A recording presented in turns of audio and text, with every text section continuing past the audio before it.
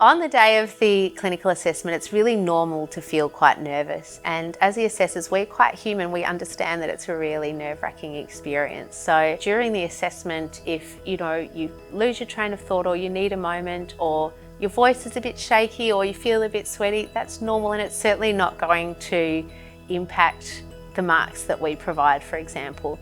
And if you're with a patient in real life and you did just lose your train of thought briefly, or you did sort of feel like you needed a sip of water, you would just say, "Excuse me," and you would take a sip of water, and that's okay. And that's definitely not going to impact your assessment. So don't sort of get too caught up on those things.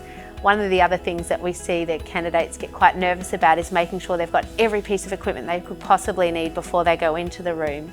Now, the rules are that you can go back out of the room and get equipment. Obviously, make sure if you've got a patient that's in an unsafe position leaving the room, you need to make sure they're safe first, but you can go back. And again, that's not a cause for concern. If the patient's safe and you say, "Oh, excuse me, I'm just going to get a goniometer, I'm just going to get a step," whatever it might be, and go and get it. Again, that's what we would do in the real world.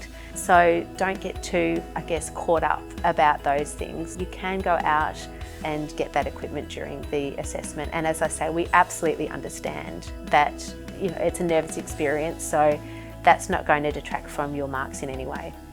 I think another thing to consider is that even though you are coming to assess the patient on this day, and this is all you're really worried about, which is understandable, you have to consider that that assessment that you're doing is only one part of this patient's journey.